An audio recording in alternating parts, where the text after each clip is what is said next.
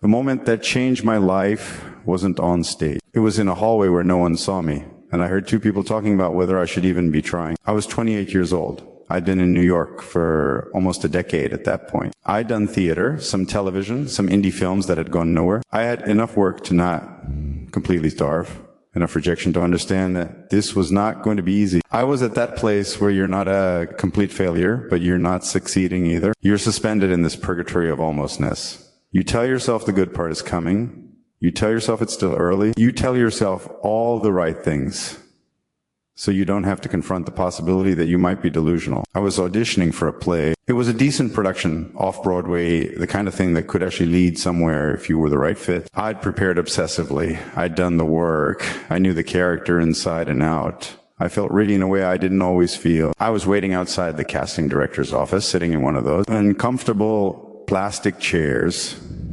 looking at my sides, mentally rehearsing. The casting director came out to call me in, but she wasn't alone. She had someone with her, probably an associate, another person in the room evaluating talent. They were talking as they walked toward me, not paying attention to me at all. They probably didn't even know I could hear them. And the casting director said, I can still hear this word for word, which is strange because usually our brains are merciful about painful things, but apparently not this. She said, I don't know why he bothers showing up. There's nothing we can do with what he's got.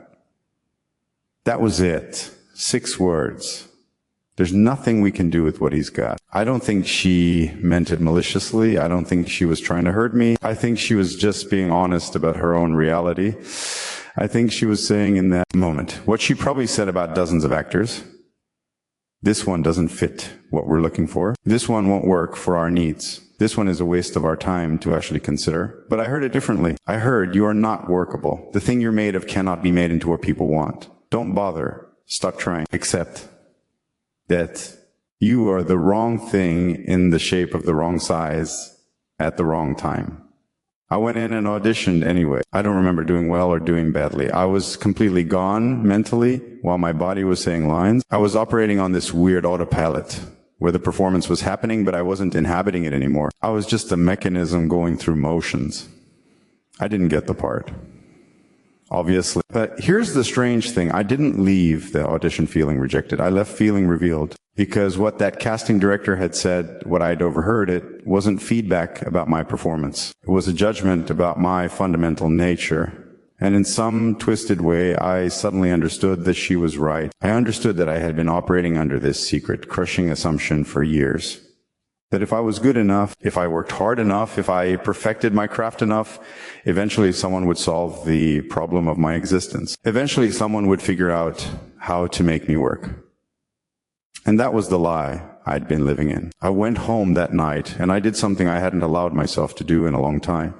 I cried, not the surface kind of crying where you feel sorry for yourself, the deep kind where your body is trying to process something your mind has been avoiding. I cried because I realized that I had been waiting for someone else to give me permission to exist as I actually am. I had been sitting in my own life like it was temporary housing, waiting for someone to tell me it was safe to stay. I remember sitting on the edge of my bed in this tiny apartment on the Lower East Side.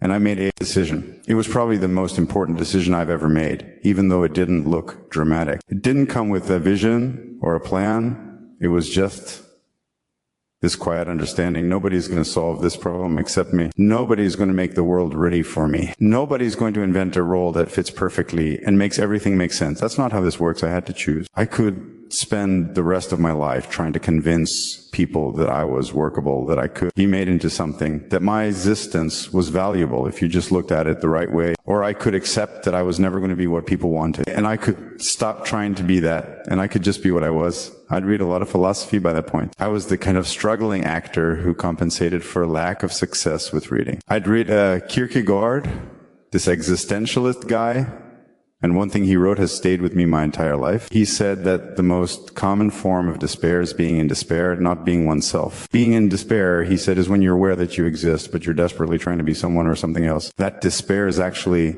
what keeps people going in this broken way, this desperate striving to become acceptable to other people. And I thought about that phrase, and I realized that's what I'd been doing. I'd been in despair at not being someone else. I'd been taking what I actually was, this person, this body, this mind, and treating it like it was a problem that needed to be solved before I could actually live. So I stopped. I stopped auditioning for roles I didn't actually believe in. I stopped performing enthusiasm for projects that felt like consolation prizes. I stopped trying to be the thing that fit into what other people had decided was possible. And here's the part that sounds insane. When I stopped trying to convince the world that I was workable, the world started working with me differently. It's not like I suddenly became successful. That's not what happened.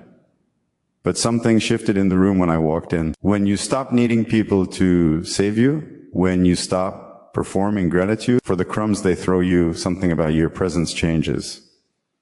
You take up space differently. You listen differently. You offer something different.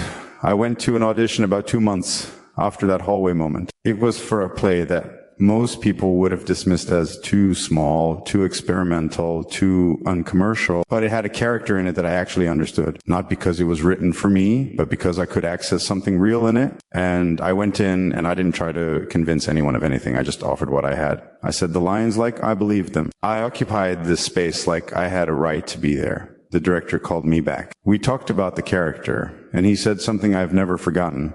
He said, "You know what I love about your take on this? You're not trying to be sympathetic. You're just being..." And I realized in that moment that all the years I'd spent trying to make people comfortable with my existence, trying to make sure they didn't feel bad about my size or my difference, I'd been robbing them the chance to actually see me. I'd been obscuring myself in the name of making it easier for them.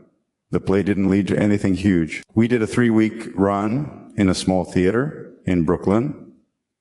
Not a lot of people saw it, but in that 3 weeks I discovered something I lost somewhere along the way. I discovered that I actually liked acting. Not the idea of acting, not the career, not the status of being an actor, but the actual practice of being present with other people and making something real happen in a room. That was what I'd fallen in love with in the first place.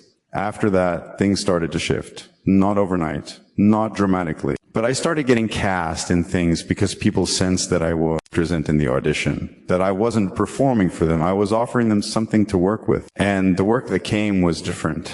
It was smaller sometimes, but it was cleaner. It was honest. And I could do it without this constant undertone of resentment that had been poisoning everything I touched. I think about that casting director sometimes, the one who said there was nothing they could do with what I've got. I don't hate her. I actually owe her something because her honesty, even though it wasn't meant, for my benefit, cracked open a prison I'd been building my whole life. She said out loud what I'd been afraid to admit, that nobody was going to make this work for me. And that turned out to be the most liberating thing anyone could have said. There's this theory about how we grow, and I think it's true. It's that you don't actually grow towards success. You grow away from what's killing you. You grow away from the lie that someone else can make you acceptable. You grow away from the despair of not being yourself. And when you finally stop moving toward the thing you think you should be, you discover that you've been moving toward the thing you actually are, which is infinitely more interesting. The success I've had, the Game of Thrones, the awards, the opportunities, none of that would happen if I'd stayed in that place of desperately trying to prove my worth. Because that desperation is visible. People can smell it. And they don't want to work with someone who's begging to be allowed to exist. They want to work with someone who's already decided they exist and is just offering them the chance to be part of it. I'm 56 years old now. I've done work I'm proud of. I've had moments where I felt genuinely seen and valued. And every single time it traces back to that moment in the hallway. Every time I walk into a room and I'm present instead of performing, every time I offer something real instead of something I think someone wants. Every time I trust that my existence is worth taking up space for that count. From hearing those 6 words and making a choice about what to do with them. Here's what I actually know after all these years. The world is not looking for your apologies for existing. The world doesn't need you to make it easy for them. What the world needs is for you to be so completely present, so fully committed to your own existence, that you give other people permission to do the same.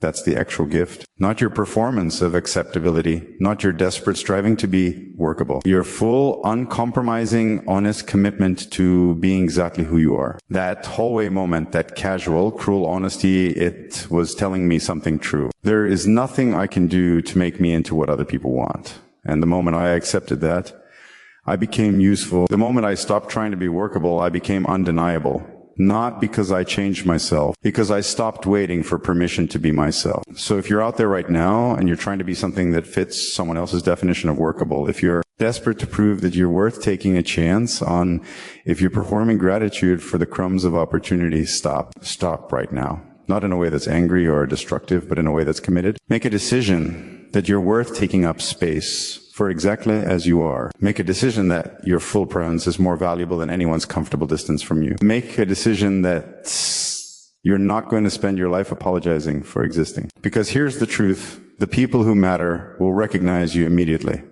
They won't need you to convince them. They'll just see you, see what you're offering, and want to work with that. And the people who don't recognize you, they're not your audience. They're not your opportunity. They're just the hallway conversation that teaches you who you actually are. Believe in that. Commit to that. And then watch what becomes possible when you're finally fighting for yourself instead of against yourself.